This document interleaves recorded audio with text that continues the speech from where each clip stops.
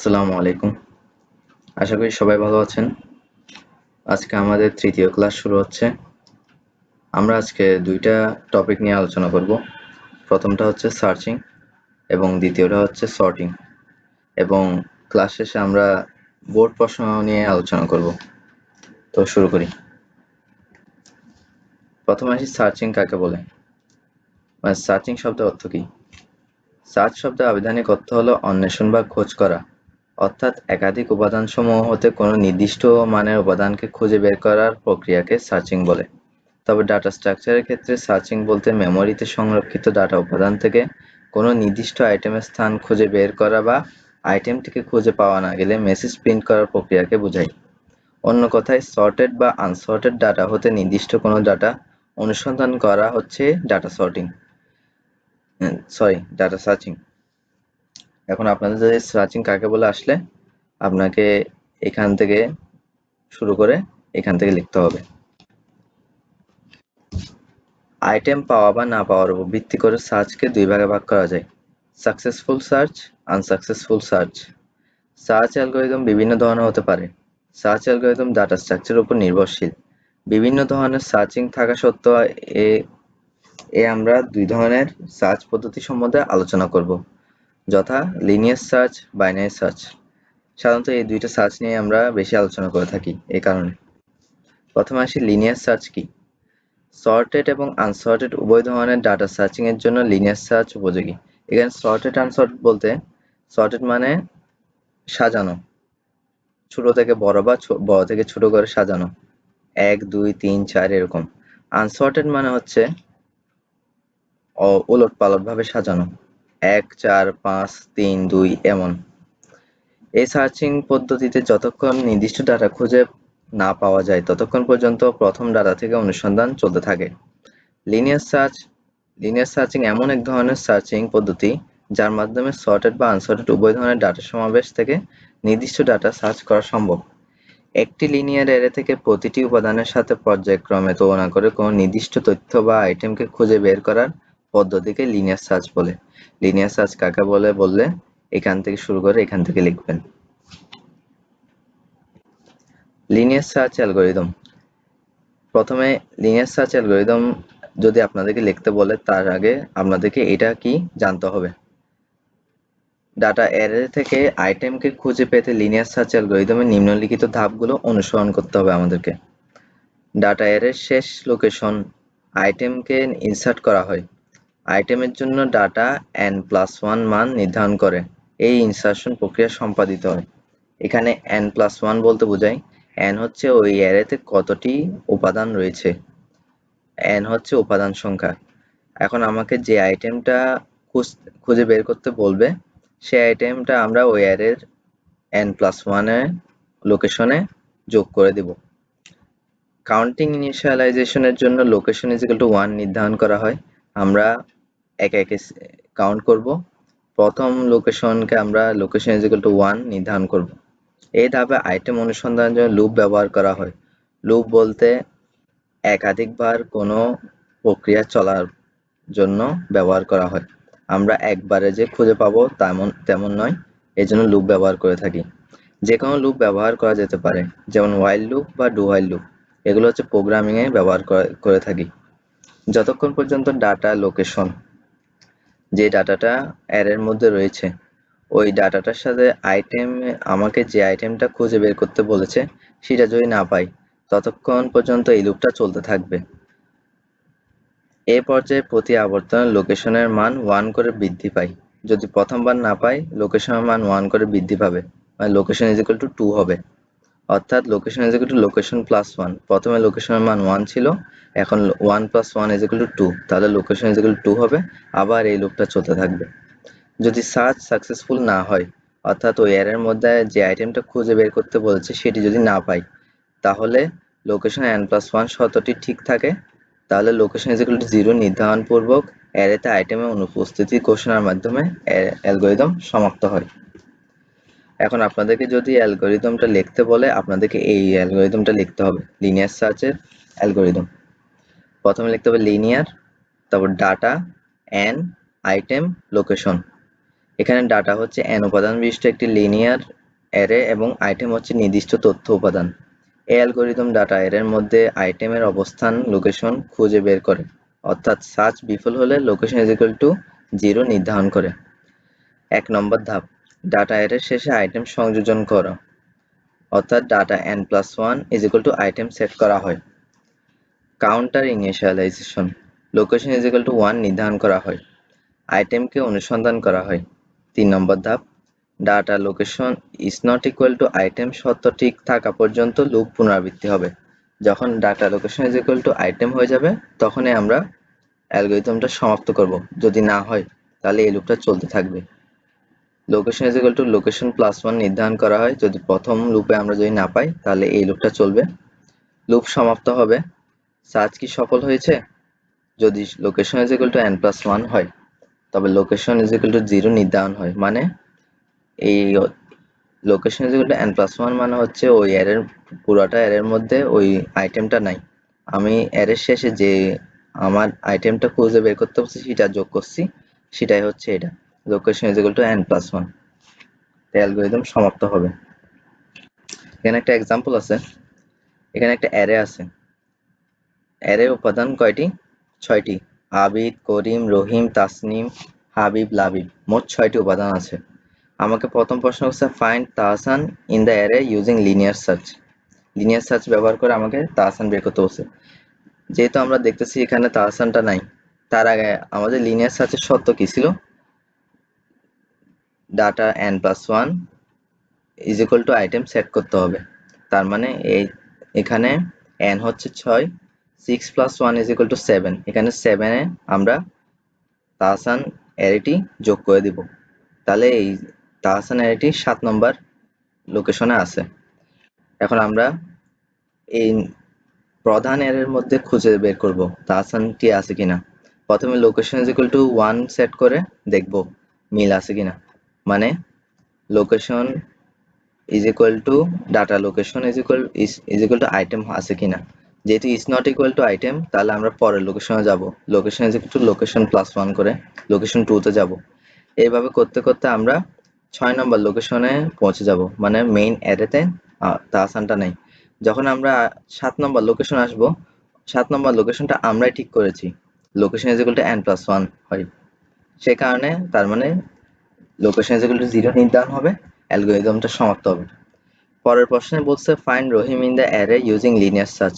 আবার আগের মতো রুল, লাস্টে দিয়ে n+1 রহিমটা যোগ করে দিব। এবার লোকেশন ইজ ইকুয়াল টু 1 লিখে আমরা রহিমটা সার্চ করব। যেহেতু 1 এ নাই, 2 তেও নাই। যখন লোকেশন ইজ ইকুয়াল টু 3 মানে ডাটা লোকেশন, ডাটা 3 নম্বর লোকেশনে যেহেতু রহিমটা আছে ইজ ইকুয়াল টু আইটেম, আমাকে আইটেম বের করতে বলছে রহিম, এই দুটোটা মিলে গেছে। তার মানে আমার লিনিয়ার সার্চ সফল। এই লুপটা সমাপ্ত হবে, অ্যালগরিদমটাও সমাপ্ত হবে। এটা হচ্ছে লিনিয়ার সার্চের এক্সাম্পল। এবার আসি আমরা বাইনারি সার্চ কি। বাইনারি সার্চ পদ্ধতি কেবলমাত্র সর্টেড ডাটার ক্ষেত্রে প্রযোজ্য। মানে আনসর্টেড ডাটা হলে বাইনারি সার্চ হবে না, আমাকে ওইটাকে সর্টেড করে বাইনারি সার্চ করতে হবে। বাইনারি সার্চ অ্যালগরিদম ব্যবহার করতে হলে ডাটাগুলোকে অবশ্যই সর্টেড হতে হবে, যেটা আমি বলেছি।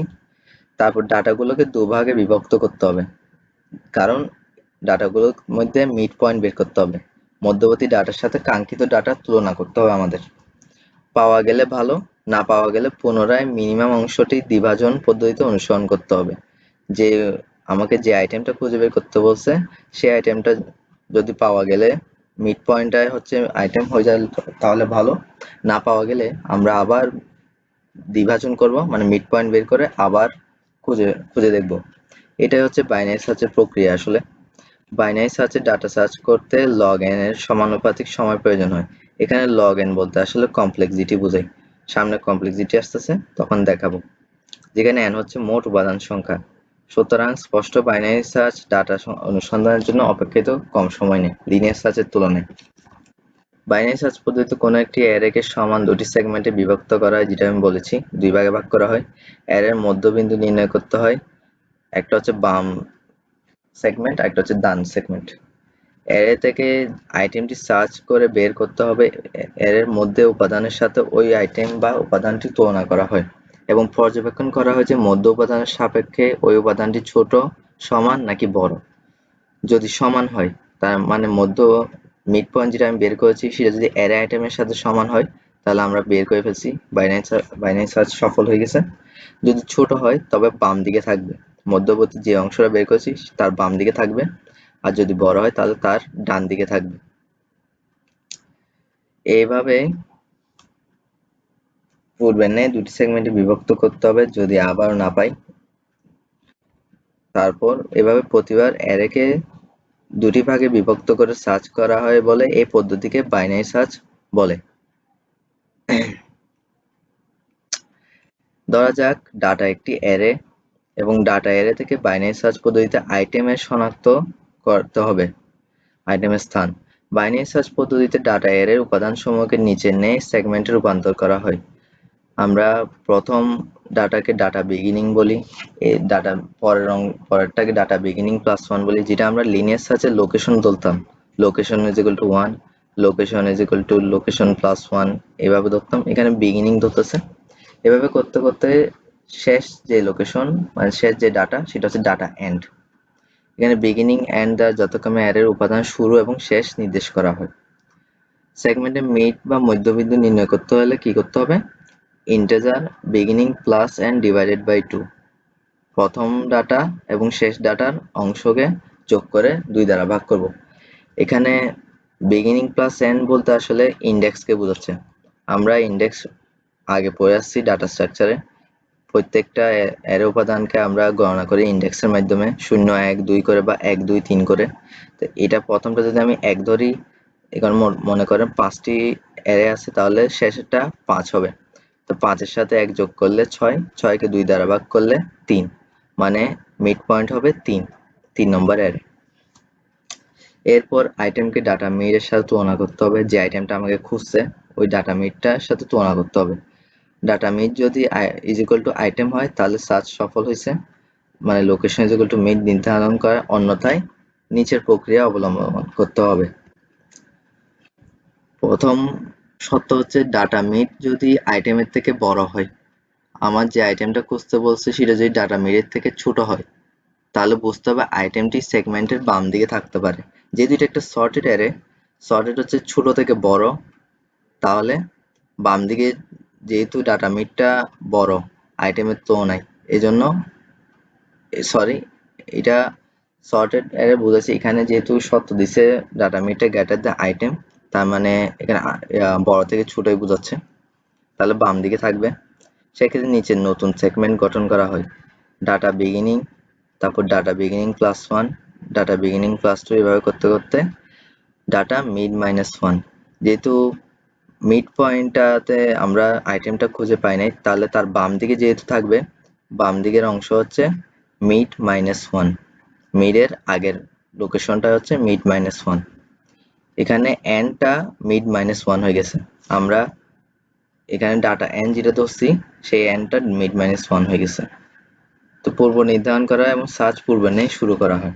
আর যদি data mid less than item হয় তাহলে তার উল্টাটা, data mid plus 1, data mid plus 2, data end, তার মানে ডান দিকে থাকবে। ডান দিকে থাকলে মিড বিগিনিংটা মিড প্লাস 1 হয়ে যাবে আর এন্ডটা ঠিকই থাকবে।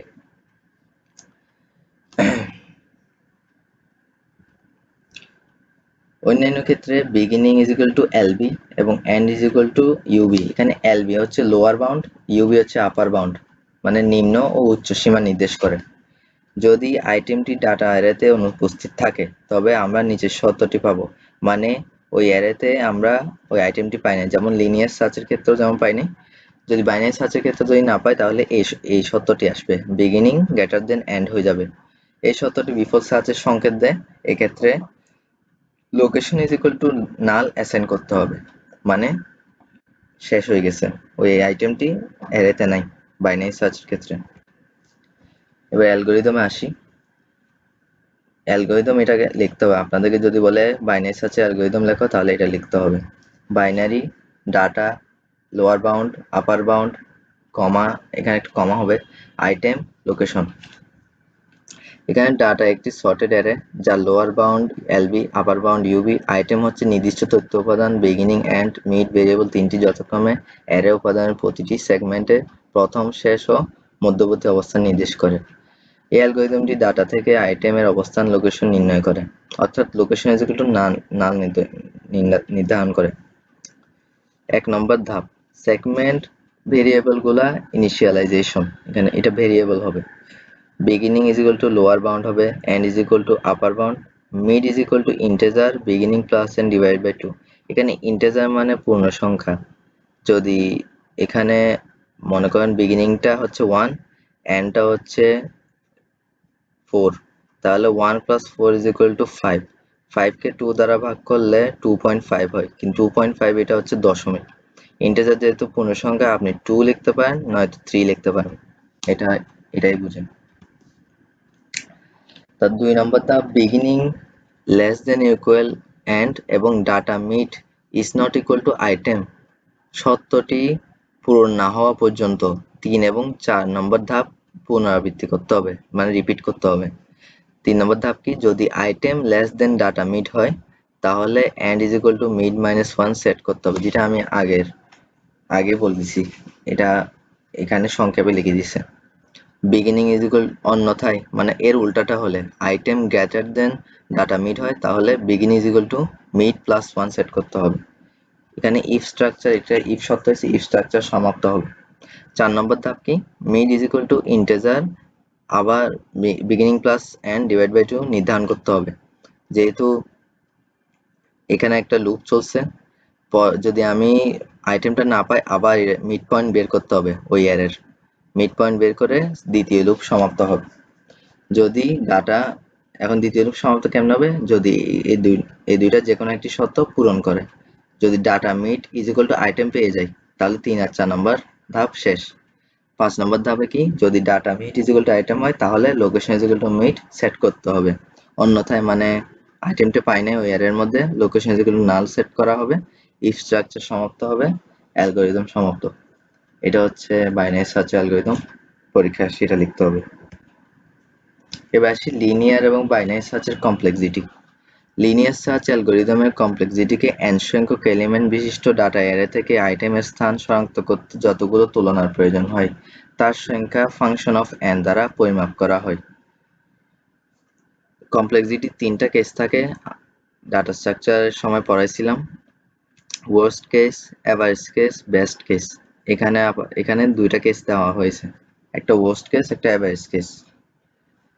পরীক্ষায় আপনাদেরকে শুধু লিখতে হবে কমপ্লেক্সিটি গুলা, কিভাবে আসছে এগুলো লিখতে হবে না। যদি বলে লিনিয়ার সার্চের কমপ্লেক্সিটি লেখো তাহলে এইভাবে লিখতে হবে, বাইনারি সার্চের কমপ্লেক্সিটি লেখো তাহলে এইভাবে লিখতে হবে। এখন এটা হচ্ছে লিনিয়ার সার্চের complexity.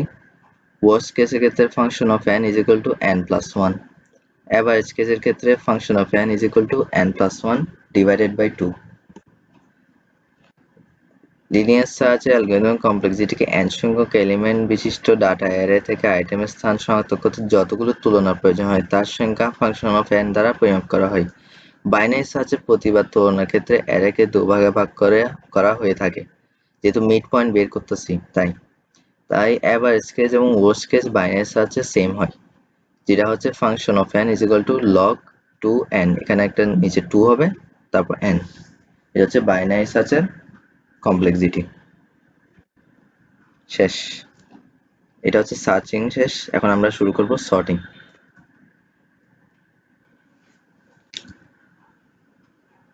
Operation of sorting. Introduction.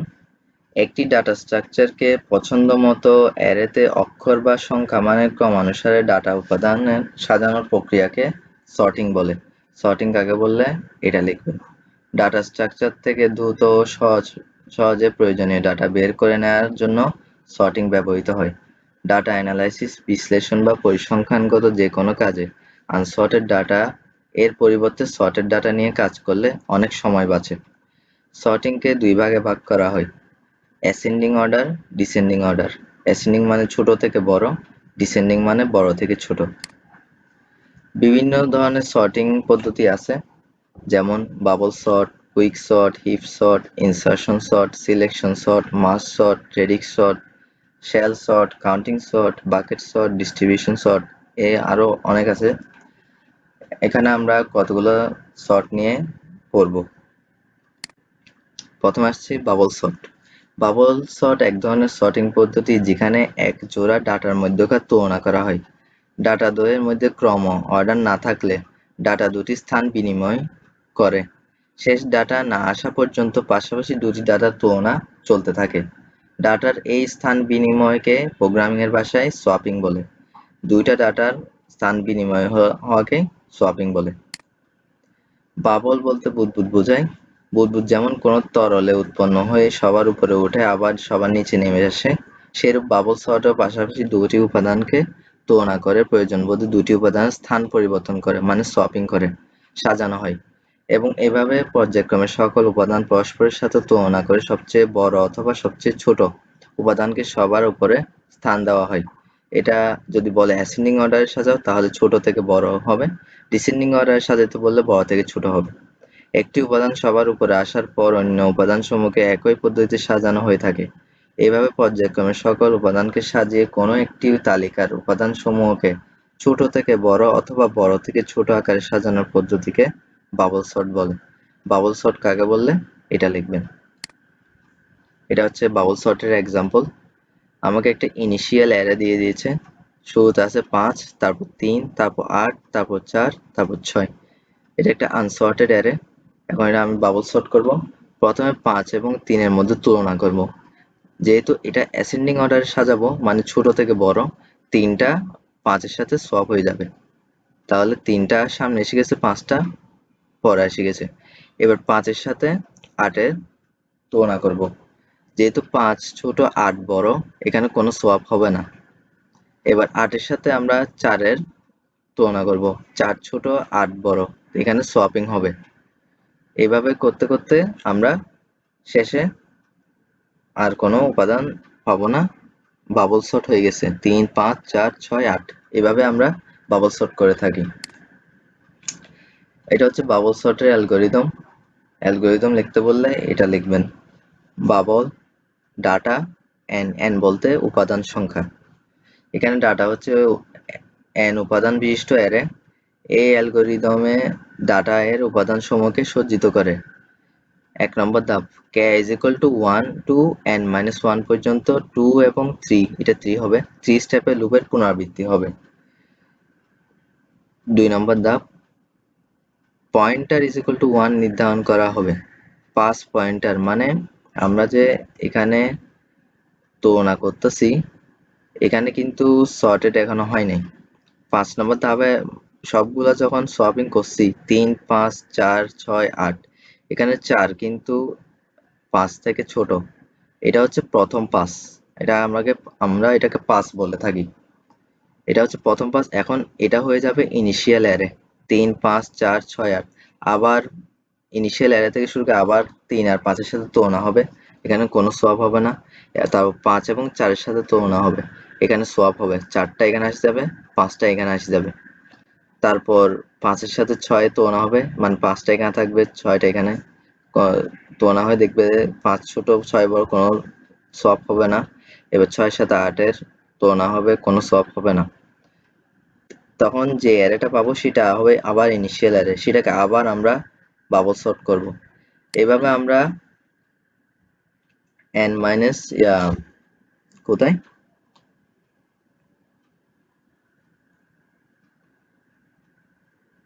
হ্যাঁ pointer less than equal n-k পর্যন্ত while লুপ পুনরাবৃত্তি হবে। পাসের নির্বাহ মানে এখানে কয়টা উপাদান আছে, 1, 2, 3, 4, 5, এখানে 5টা উপাদান আছে। 5টা উপাদান থাকলে আমাকে 4 বার পাস করতে হবে, মানে 4 বার হবে পাস, পাসের সংখ্যা 4 বার হবে, মানে লুপটা 4 বার চলবে। n হচ্ছে 5, k হচ্ছে 1, 1 to n-1, মানে k হচ্ছে 4। আমাদের 5 মাইনাস 4 is equal to 1। পয়েন্টের মান যদি 1 এর ছোট হয় তখন লুপের পুনরাবৃত্তি হবে। পয়েন্টারের মান যদি 1 থেকে বড় হয়ে যায় তাহলে লুপটা আর চলবে না। যদি data ptr greater than pointer plus 1 হয় তাহলে ডাটা পয়েন্টার এবং ডাটা পয়েন্টার প্লাস 1 পরস্পর স্থান বিনিময় করবে। মানে এখানে 5 এবং 3, 5 যেহেতু 3 থেকে বড় তাই এখানে সোয়াপ হবে, এখানে এটাই বুঝাইছে।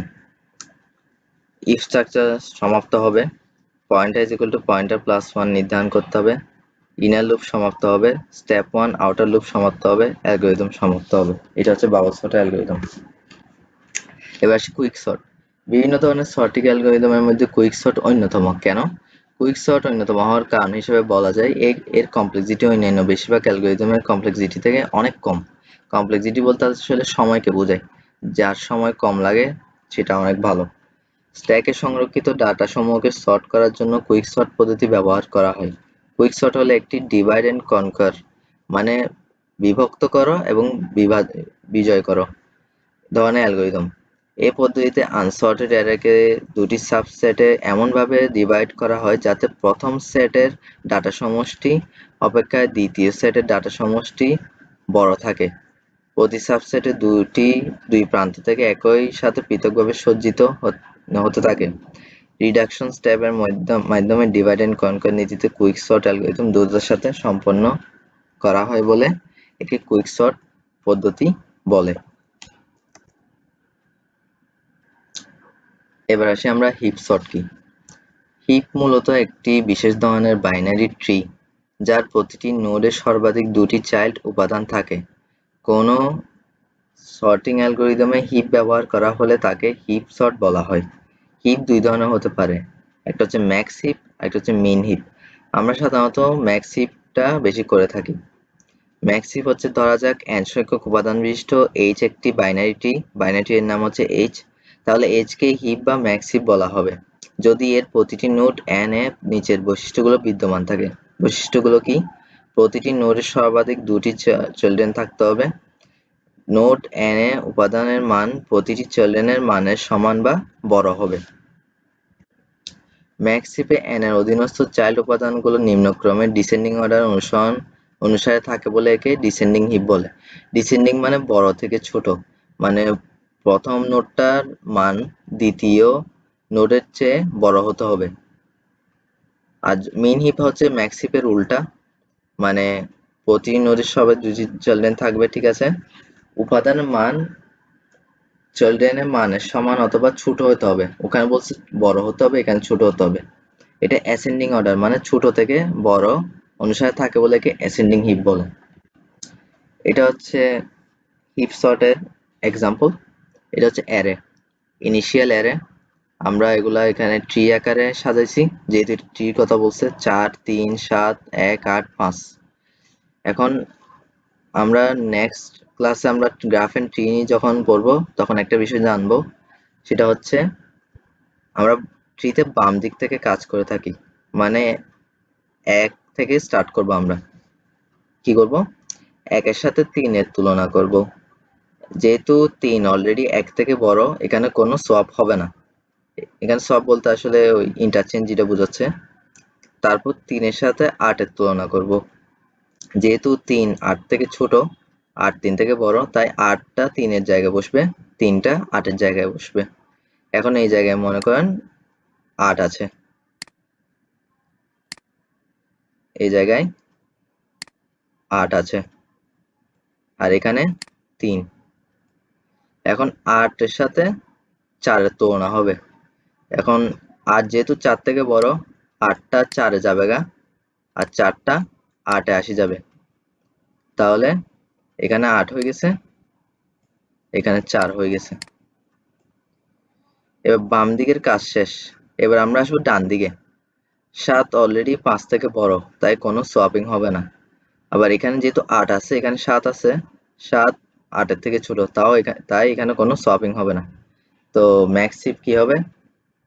এখানে 8, এখানে 4, এখানে 7, এখানে 1, এখানে 3, এখানে 5। এটা হচ্ছে max heap.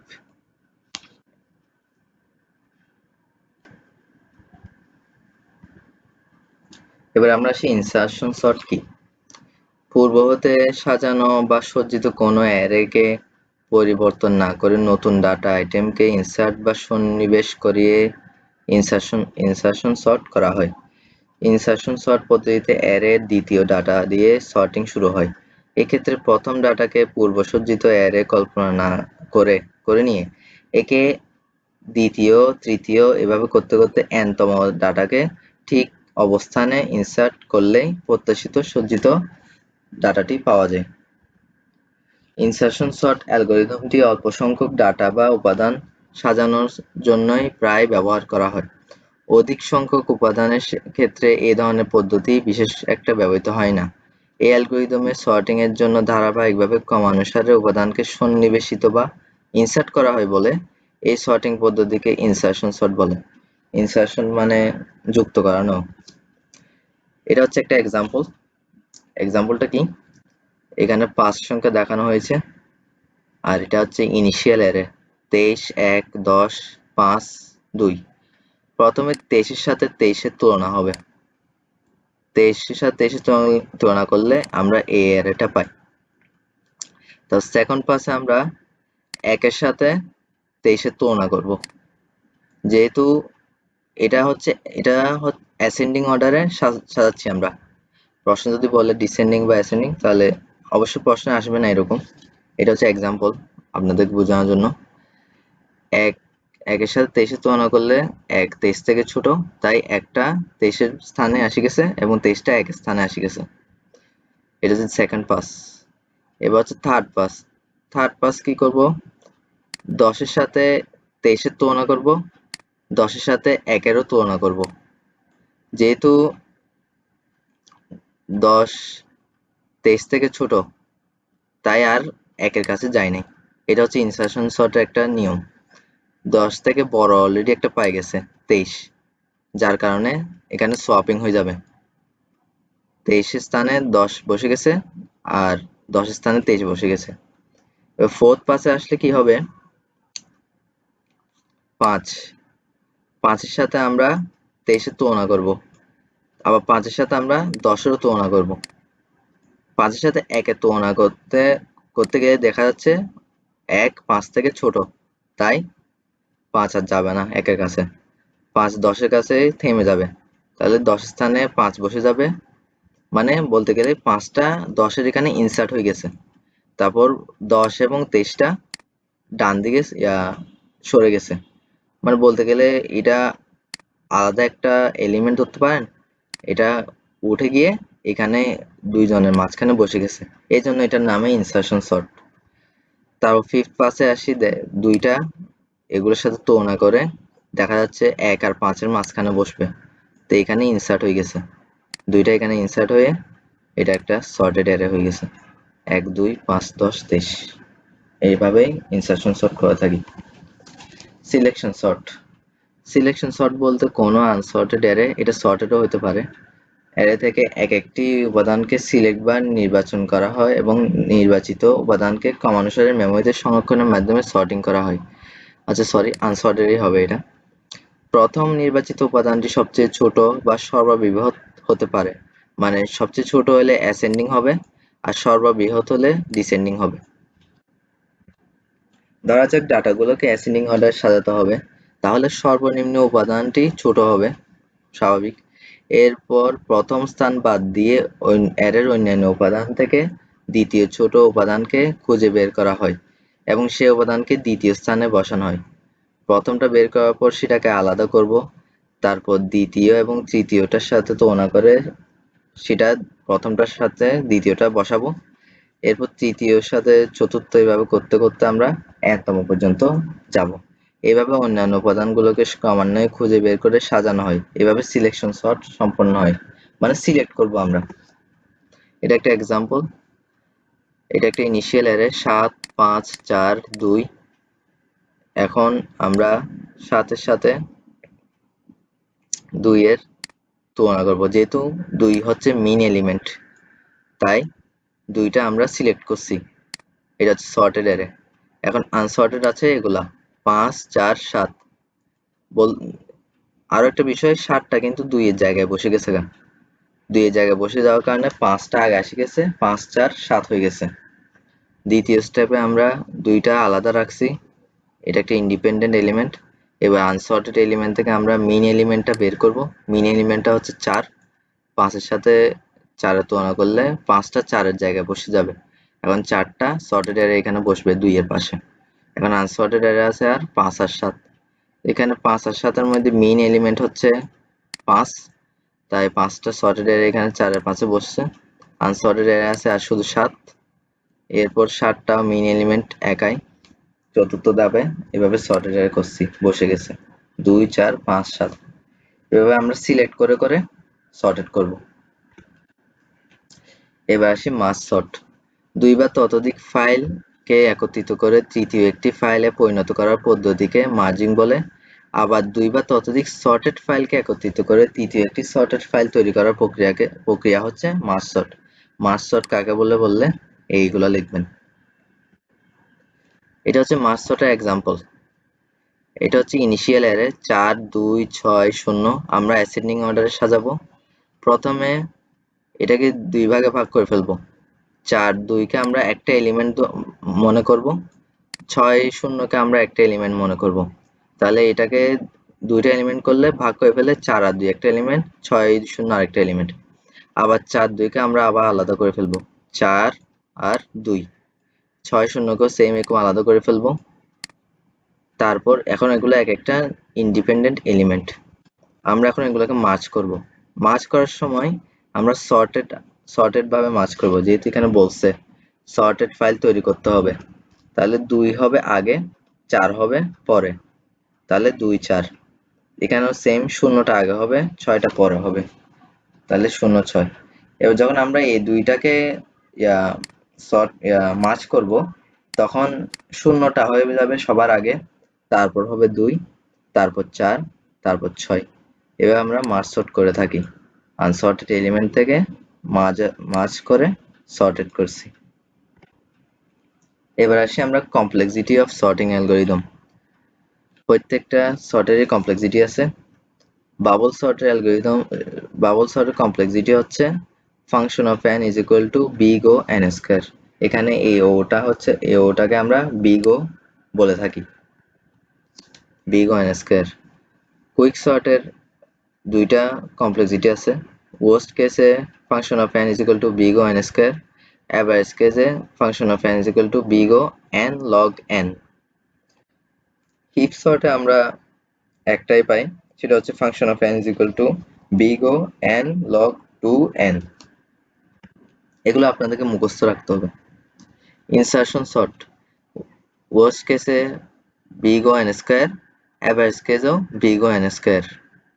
Selection sort, function of n is equal to big O n square. Big O n স্কয়ারটা খুবই কমন, এই জন্য এইটা বেশি দেখা যাচ্ছে।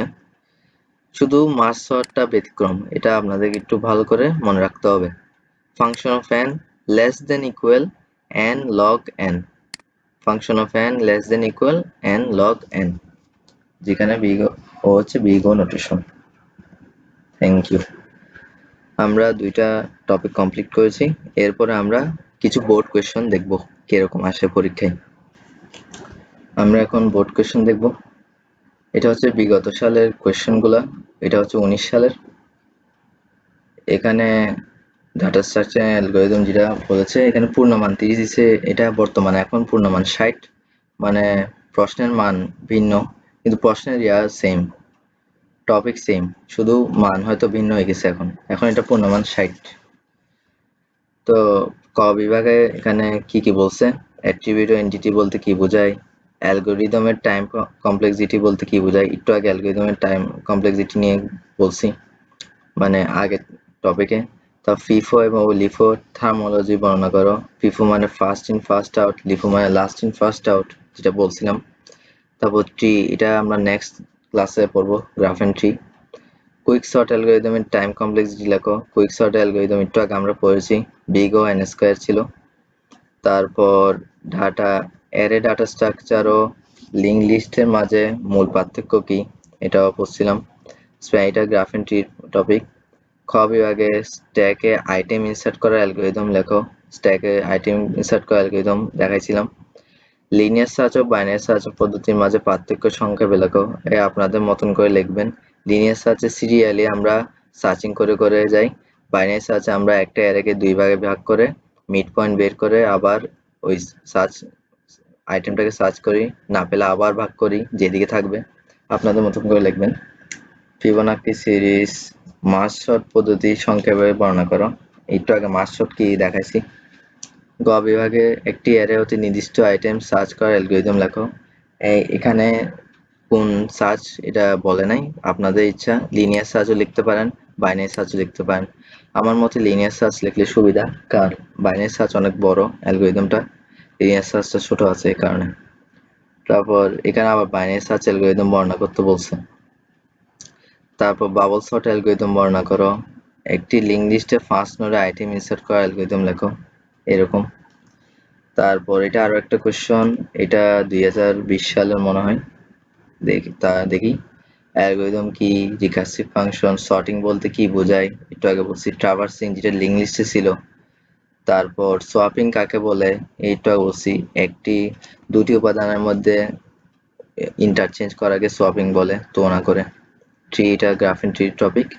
স্ট্যাক এন্ড কিউ এর মাঝে পার্থক্য লেখো, অ্যালগরিদমের বৈশিষ্ট্য লেখো। পুশ এন্ড পপের মাঝে পার্থক্য লেখো। পুশ মানে ইনসার্ট করা, তার পপ মানে ডিলিট করা, যেটা লিঙ্ক লিস্টে বলছিলাম আমরা, স্ট্যাক এন্ড কিউতেও ছিল। লিঙ্ক লিস্টের সীমাবদ্ধতা লেখো, প্রোগ্রামিং উন্নয়নের ধাপগুলো বর্ণনা করো। তারপর ফ্লো চার্টের প্রতীকগুলো এঁকে কাজ বর্ণনা করো, এটা প্রথম ক্লাসের টপিক ছিল। স্ট্যাকে ডাটা আইটেম সংযোজনের অ্যালগরিদম লেখো। বাইনারি সার্চ অ্যালগরিদম বর্ণনা করেন। এই বাইনারি সার্চটা আবার আসছে, এই ঘুরে ফিরে প্রশ্নগুলো সেমই আসে। এখন আমি আরো একটা বোর্ড কোশ্চেন পাইছি, যেটা 2022 সালের কোশ্চেন, খুব রিসেন্ট, সেটাও দেখবেন সেম। একটু পরে দেখাচ্ছি। এটা হচ্ছে 2022 সালের কোশ্চেন। আমরা আসি কম্পিউটার ফান্ডামেন্টালের।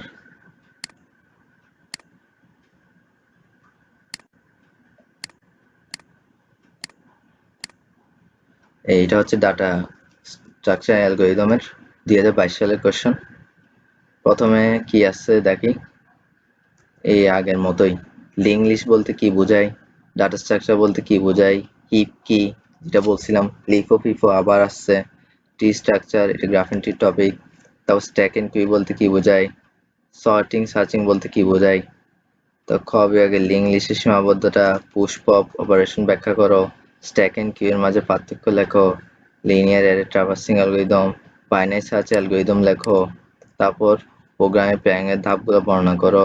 বাবল সর্ট অ্যালগরিদম লেখো। লিনিয়ারিতে কোন একটি ডাটা আইটেম সংযোজনের অ্যালগরিদম লেখো, এই সেম। লিনিয়ার অ্যারে বলতে আসলে লিনিয়ার সার্চই বোঝাচ্ছে। এই তাহলে লিনিয়ার সার্চ অ্যালগরিদম লিখবেন। তাহলে বলা যায় ঘুরে ফিরে সব প্রশ্নই সেম, আপনাদেরকে শুধু পড়তে হবে, আর কিছুই না। তো আজকে এটা দ্বারা ক্লাস শেষ হয়েছে। নেক্সট ক্লাসে আমরা গ্রাফেন ট্রি পড়বো এবং কিছু প্র্যাকটিক্যাল দেখাবো, প্র্যাকটিক্যাল কেমন আসে।